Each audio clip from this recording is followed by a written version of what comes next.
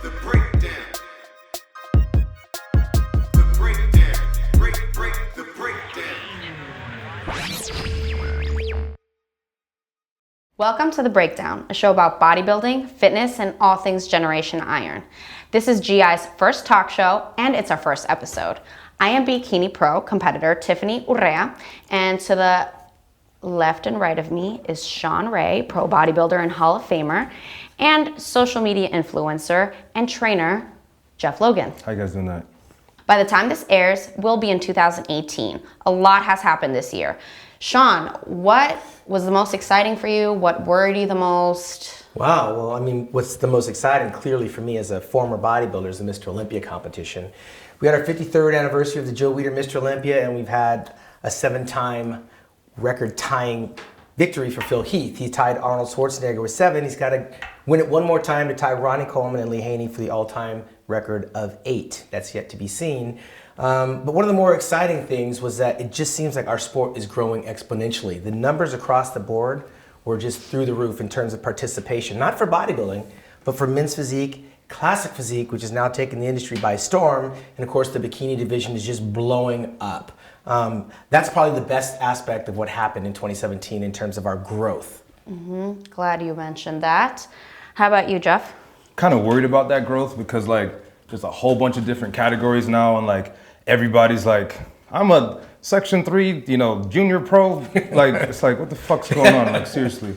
But like it's cool, it's growing, but like it needs to grow controlled. Like a garden can have weeds or it can have flowers. Like weeds grow, like they're growing, but like shit needs to be like capped in a little bit. But Shawn, what worried you the most about 2017? Well, we saw one of our major stars, get chopped down. It seems every year there's a major athlete that's gonna, bite the dust. And Dallas McCarver was hailed as a future Mr. Olympia. He's 26 years old. It's a cautionary tale because again, I did a piece on Dorian Yates when he kind of changed the game with the size factor, and everyone started chasing the size, and these bodybuilders started dropping like flies. You had Don Youngblood, you had Nasser El Somebody, you had Art Atwood, and now more recently we have and you think that's because of the size factor? I think it has something to do with being too big. I mean, listen, Dallas was 300 something pounds at 26 years old. His heart was enlarged. He had a heart attack, which is one of the #1 killers.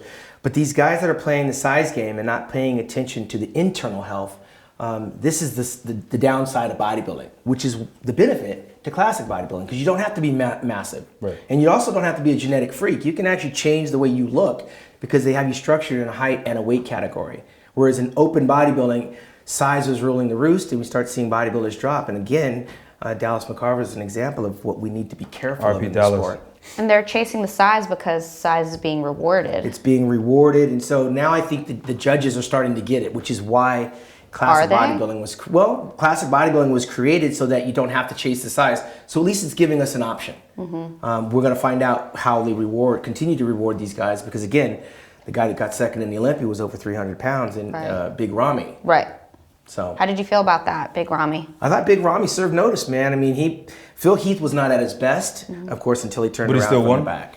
Phil still won because remember, half your body is the back. And but do you think Big Ramy won though? No, I don't think Big Ramy won. I think Big Ramy doesn't have calves. You cannot discount the fact that his thighs are too big for his upper body. But check this out. What if he's watching this? What if Big Ramy's watching this and you say he doesn't have calves? I told him that. He knows. But that's what I said. People are chasing that size, because if you told me that, I'd be like, listen, Dexter Jackson won the Mr. Olympia with no calves. Ronnie Coleman won the Mr. Olympia with no calves. Ain't got no it's only a small deficiency, but in the sum total, Phil Heath has a genetic advantage.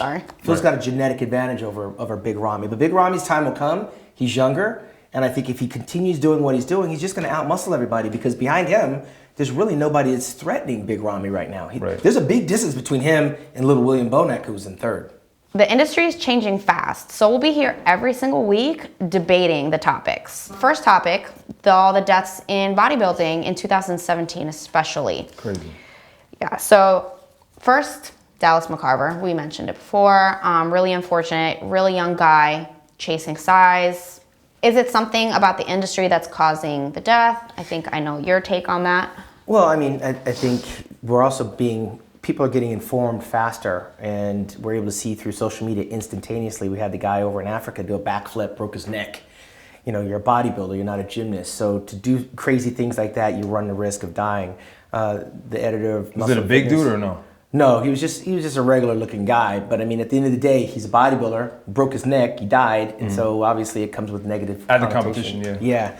Well, I mean, you can't really say that that's a bodybuilding death. Like, yeah, No, it it's happened not at at the all. show, but like, It just so happens to have been a bodybuilder. Like, it could have been a regular Joe Schmo breaking his neck on the street and working whatever. But just because he was a bodybuilder and it happened on stage, or like, oh, it's not because of bodybuilding. Like, he just Well, you was. think about how connected they are. So there's the bodybuilder who's connected to maybe a supplement company, who's connected to guys that have millions of followers, and it just kind of, everyone shares and shares and shares. It grows exponentially. But at the end of the day, the cautionary tale is the bodybuilders have got to start doing inventory on their health, because it is related to size. It is related to the drugs that they may be using. It also is related to dehydration as well. That's one of the number one killers, is diuretics, not the steroids that the guys are taking. But when a death happens in bodybuilding, it has rippling effects. right. I mean, when it comes to bodybuilding, it depends what the death is. I mean, that's any industry. Like, okay, a painter can be on a fucking building painting and like, they wanted to do a higher thing and they fall off and they fucking die. Like, oh, painting's dangerous. It's not dangerous. It's what that fucking person did. But like, The F-bombs. Your F-bombs. I'm even alarmed. Like, okay, that's how I speak. But anywho, I don't think the flipping incident was like directly, included with bodybuilding. Yeah, he should have been flipping. And like, I imagine you probably like banned flipping from your shows or something like that. Like, well, come on. actually, the NPC and the IFBB has banned any type of acrobatics from a bodybuilding performance from now on. Right. And I mean, he, set the stone for that. since that Incident's what changed the rules, because again, you had one guy try that, failed. You're gonna have somebody that goes, hey, how did he made it? Somebody else might have tried it and broke their neck. So unfortunately, someone had to lose their life to have the rules changed. But at the end of the day, look, this is posing. It's not art, acrobatics. Right. We don't want guys with oil, dehydrated, overweight, heavily muscular, dieted down, trying to do backflips, because you can break your neck and There's die. no reason for that. Yeah, he did. It's not funny. Fuck. Anyway, like, it depends. Like, some of these dudes who have like, heart problems or like, kidney failure. I heard one of them was a protein overdose. I don't even know how you do that. If it's the same girl that I'm thinking about, it was a genetic disorder How much protein did she take? Like, she just couldn't process it. It has nothing to do with like, people were like, oh my God, protein. Okay, people were like, protein's bad. See, too much protein's bad for you. No, she just couldn't break it down because And that's she how had bodybuilding a gets in trouble. genetic disposition. Right. So Bodybuilding. exactly, so it was like a bodybuilding got like a bad rep for it, but it's just like, it has nothing to do with any of that. Oh my God, I was just getting so annoyed with people forwarding me this article like, see girl, you gotta be careful. You gotta be careful with what you're doing. No, what are you talking about? Like, okay, eat I'm too many fine. carbs, you get like an Like, insulin I don't have that or something disorder. Like, relax. It's not because she was having protein powders. Like, Well, sit. look, bodybuilding on its surface is supposed to be healthy, but we know that there's some deeper, darker crevices where it can actually be bad. Yeah. That can be said for anything. It could be said for track and field. It could be said for football. Look at these concussions these guys are having. I mean, these guys are dying at an alarming younger rate in the NFL than they are in other sports. Because I mean, it's just fucked for the youth. Like, all these dark crevices, and like, I'm thinking of that, like, track and field, like, they're taking, like, I heard, one dude who's the fastest guy took, like, Winstraw, and then the other dude wasn't taking anything, but then he got popped for it. Yeah. So, like, me as a young track athlete growing up, like, I wasn't, but, like, if I was, like, I'll want to get like him. Sure. But he took that. But if he says, this is what I took, then the rate of kids using drugs is going to be, It could. You have to. It's a very slippery slope. You have to navigate this, and bodybuilding is not for everyone. No. That's why it's great you have an alternative like physique or like classic, where you can monitor how far you want to go. But like anything else, the responsible athlete will get the checkup. They'll have their insides monitored. But I mean, some of these dudes, it's like, if they weren't bodybuilders, they might be alive. Like, one dude dieted so hard, he fell asleep in his car and hit it. It's like, fuck that. Like, I have a kid. Like, I'm not about to like, yeah, you're gonna sacrifice and like, go to the edge for things, but just like, your health is like. It's an extreme sport. There's no difference in race car driving. There's no difference in professional boxing. I mean, there's a lot of things has to be approached with I agree caution. with that. There's no difference. Bodybuilding is one where it's all out. It's an extreme sport. It's not for everyone. So I'm going to ask both of you, yes or no, is the bodybuilding lifestyle unhealthy? For me, I mean, I love it because it's taken me around the world. It's provided me with a nice life and Is it lifestyle. unhealthy? Is it Shawn? unhealthy? It can be, and like anything else, you got to know your limits. If I had a son, I doubt that I'd want my son to be a bodybuilder because of the things that I don't think he might be mentally capable of going through. Physical? I'd be very cautious of So that's a having no. my son. Well, because I did, it doesn't mean that's going to pass on to my son. Sergio Oliva Jr. is following in his dad's footsteps. Won the New York Pro. His dad was a Mr. Olympia. Very few people can actually do that. But knowing what I know, living in the time that we live in, if I had a son, I'd probably have him do classic physique or regular physique. But bodybuilding, I doubt it. So in other news, bodybuilding is unhealthy as fuck. Not for everyone. Not for everyone. I mean, you just said you would, like, I wouldn't let my kid, like, I'm healthy. touch a stove. I'm healthy, but I'm saying if I had a son, because of it is chemical warfare.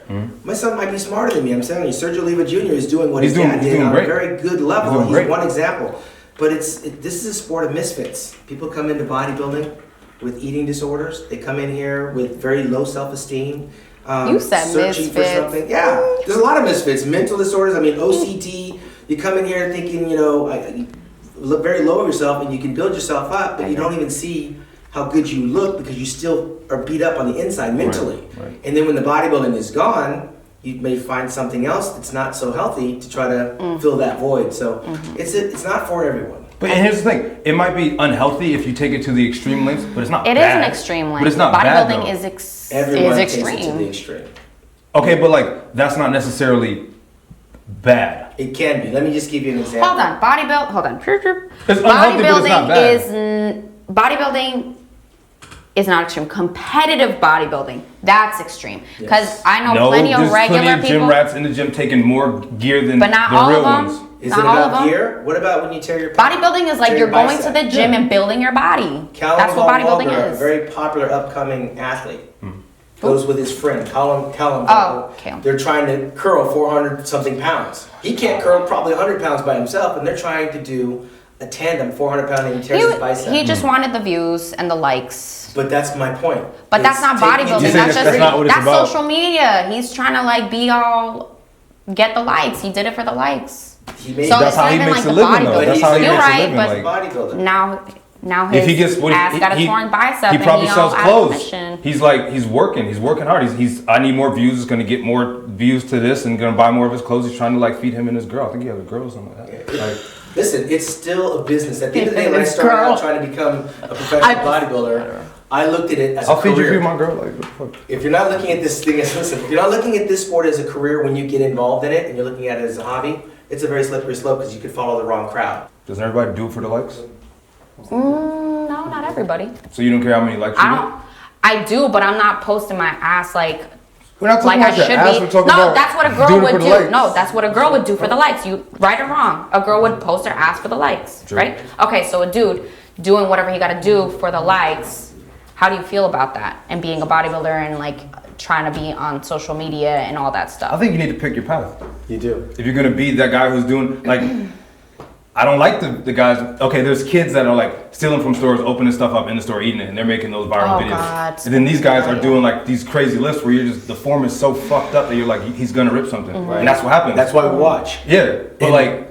And when it happens, that career's done. You know, unless you figure out a way to circumvent that and reinvent yourself. A torn bicep, a torn quadricep, hamstring, it could be the end of a career. This is perfect to even bring up this topic. Is social media helping or hurting bodybuilding? Fitness as a whole, I think it helps it because like Giving them a platform. yeah, it gives them a Another platform. You don't have to go to that unhealthy stage of like near death and like being dehydrated and all that dumb shit. Like I got kids DMing me every day like you inspire me. I started listening because of you, whatever. I started listening because of the big bodybuilders. Like my dad was jacked. Like it was a pile of flex and muscle developments there. But I'm kind of pissed that those looks were not attainable naturally, and I had to like find out like okay. This is what you got to do. This is what you got to do. You got to be a fucking, chemical project to do this. I was kind of pissed. I'm pissed. That can be said for all walks of every sport. I mean, look at Literally. freaking the dude from the cyclist, Lance Armstrong. Right. Baseball Seven players. I mean, all that stuff gets revealed as we get older. At the end of the day, we're losing celebrities, stars, superstars because of social media. Social media has now made a star out of anybody. You can be insta famous based on a couple of different moves. Well, you that could make made. your own life. Like, what's wrong with being Insta famous? Well, there's nothing wrong with that, but not every person that's on an Instagram is an expert. I mean, the bodybuilders that were coming up in my time, these guys knew what they were talking about. So when you read their article, you could take that to the bank and go and apply it. Now you got every Tom, Dick, and Harry trying to sell you a generic cookie cutter routine on how to diet, how to train, how to. But I mean, if the dude's looking crazy. Well, That don't mean but anything. that doesn't make Just him an because you expert. look crazy don't mean you know anything. Listen, Michael You could be Jordan dumb as was a doing what he rock was doing on a and still whole look other good. level of a lot of the other basketball players, but he's just playing basketball. He just did it on a different level. So he wasn't an expert? Well, put it this way. I don't know that I would try to be the next Michael Jordan because the bar was raised so high. I might lower the standard. When we picked up the magazines and that's all you had, you didn't think you were going to be the next Arnold Schwarzenegger. He might have been inspiring, but gosh, I mean, he's a superhero. The superheroes are gone. Now we have every Tom, Dick, and Harry with 1 million followers claiming to be experts with the words IFBB behind their name. It's a watered down effect. So I think that the social media has totally peeled back and opened up the world to just any Tom, Dick, and Harry out there. Do you think that gets title likes. lost some of its smoke, like IFBB Pro? It's definitely watered down. It doesn't mean as much to me. When I see IFBB, I don't know who these guys are. Right, But because when I there's was so many coming up, I knew pro them all. cards handed out. Too many cards handed out and not enough experts because, listen, just because you have a pro card doesn't mean you're pro caliber. Because these qualifiers are not deep in talent. But back in the day, you had to win the overall national title to be a pro. That means you had to beat everyone that showed up to earn that opportunity. Now they're giving out 50 cards on one weekend, on one show. Yeah. So do you know roughly how many pros happened last year? There's a lot. And I know that when you can go But to 7 national shows. Yeah, if you can go to North Americas and get 60 pro cards being handed out, or the nationals, you 50 pro cards handed out, or the junior nationals. Is it around 50 to 60? Yeah, there's So a- that times 7, I can't do math. Yeah, we've changed. The sport's changed, and in bodybuilding, bodybuilding is taking the hit. Bodybuilding is the one that has to be careful because classic is actually looking more. Classic physique is looking more appealing. But why do they do that? Make it easier to get pro card? The business of it, right? A business, I would say. It's a numbers game. Not that I know anything about It's it. a numbers game because I mean there was a time when you knew all the pros and now you don't know half the pros. No. So social media is kind of it is a double-edged sword. So the current state of bodybuilding, is it progressing or regressing? Is it progressing in terms of being more inclusive? Like, is it more popular now? Because I think that for me, I guess that would be, yeah. we're looking at pretty much the same thing. Like when I was coming up in the 90s, you had maybe 10 guys that had a bite at the apple at being the best. And then we got into the 2000s. You had the Ronnie Coleman and the Jay Cutler and Dexter Jackson kind of creeped in there. Of course, we had Phil Heath creep in. We've had 7 years of Phil Heath. Another year of Phil Heath doesn't make bodybuilding that much more palatable. Because we lived through the 8 years of Ronnie. We lived through the 8 years with Lee Haney. Now we may potentially go 8 years of Phil Heath. If Phil Heath wins again in 2018, it doesn't really change the landscape of bodybuilding. So you don't want him to win. It's not a question of not wanting him to win. You want to see a new face. I can tell you what. You I can tell you what. Somebody's got to come from somewhere. I mean, Phil came out of nowhere. He won the Junior USA, then he won the USA, then he beat beat Jay Cutler. There's nobody on the verge of necessarily beating Phil Heath unless Phil Heath winds up crashing and burning and Big Ramy wins by default. I mean, listen, Dexter Jackson's 48, 49 years old. Sean Roden's in his mid-40s. Who's challenging after that? Roland Winkler doesn't have the structure. Cedric McMillan is still a promise not kept. He didn't make the top 6 of this year's Mr. Olympia. So he's a good bodybuilder, but the big stage is not ripe for him. He hasn't shown up on that stage. So Phil and Ramy are the two. And if we have another year of Phil and Ramy, are we better off? Or are we watching the same movie every year? Right. Bodybuilding's regressing. This just said breaking news, bodybuilding is regressing. Who's competing? Like, it's not funny. It's a tragedy. In working news. Like literally, like Jeff how these Logan's fires recording. are. Like it's tragic, bro. Like it's We do have more shows than ever right now around the world. people are not competing. Like True. I got like 4 weeks out of a show. The shit was unhealthy, and I was like, fuck this. Like, and I'm way more successful than I ever was. Like trying to chase after plastic. Like this looks like a trophy. So the day that I could go, the day that bodybuilding will regress is the day that I could go and get my first place trophy. You gotta get a pro card first. Okay, So I get it. difference. I get it. I'll get the pro card. This is my pro card. So then I give that to the gas people. Oh, fuck that, the child support people.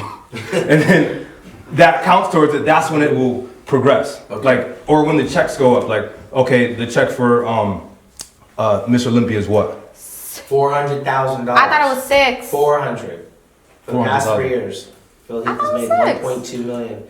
So right now, I mean, again, they're also growing the women's side because now with women's fitness, they're not going to have the Their physique checks ain't problem. grown. Well, I do know 2 years ago they gave out a little bit more money. But you're right. That's a woman's. But you argument. just said no one's beating Phil. No one's even near him. And then Big Ramy's second, who wasn't messing with him. No one's near Big Ramy. So it's like, no one's ever going to be Mr. Olympia, so they're fighting for something that they're never going to But get. can we say that back when Lee Haney was beating 5'4" Muhammad McAway? He was 5'4" and 175 pounds, and you had Arnold at Lee Haney at 6 feet.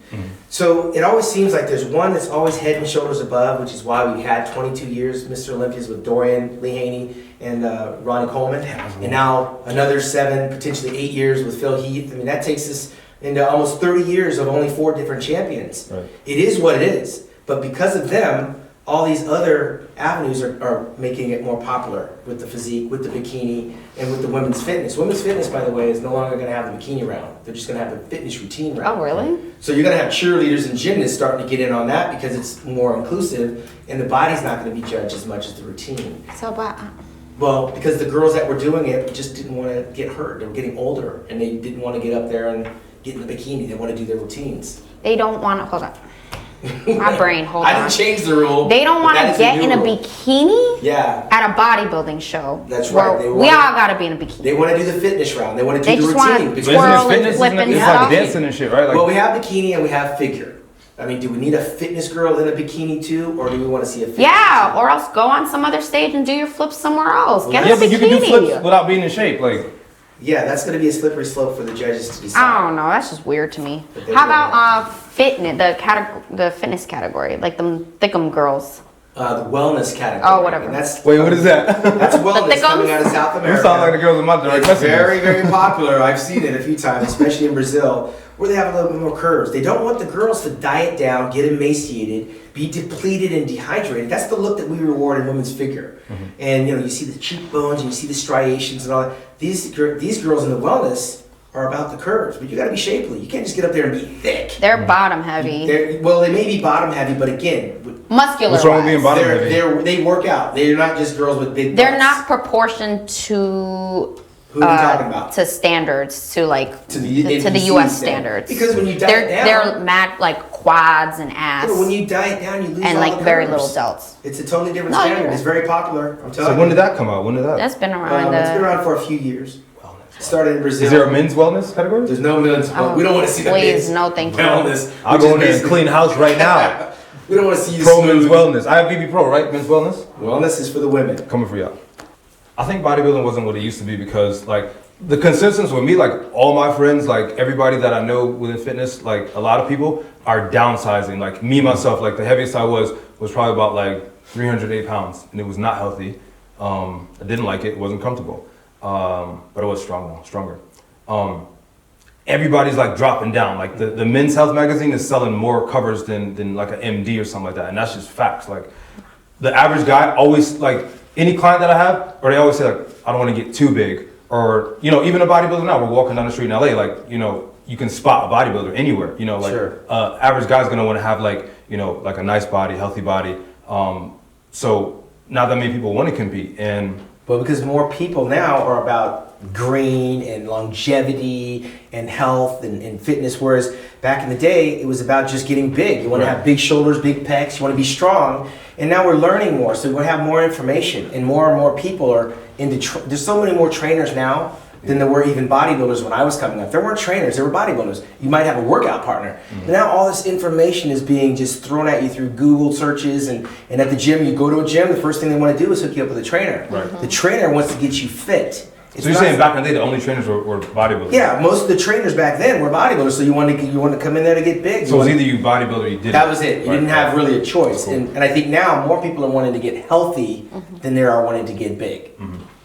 The image is switching because it's like clothes, like I can't wear these joggers. I can't like be swagged out, like, posting pictures on my Instagram, like if I'm sitting there like, like that, like some dudes can't put their arms down. Well, so you know? it's still a hardcore industry that's anchored by the muscle. I mean, Mr. Olympia weekend's not going to be the same if we take the bodybuilding away from it. Right. It'll be a totally different landscape. I mean, women's bodybuilding was supported through the men's bodybuilding until the women just got too big and went the way of the 8-track.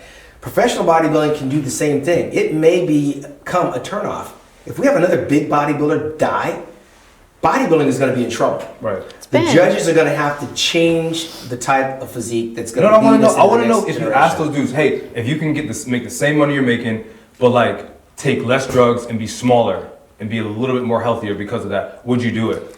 I think they would say yeah I all think day. all of them would say that, but I don't think it's about the drugs because you got the guy that's 300 pounds in Big Ramy, but you also have a guy like Dexter Jackson that's still relatively smaller and he's 50 years old damn near. I think what it comes down to is if you have the judges decide that they don't want to go with a big bodybuilder and they go with a shapelier physique, everyone's gonna have to follow suit. Everyone was chasing Dorian Yates when he raised the bar, and then Ronnie Coleman came along.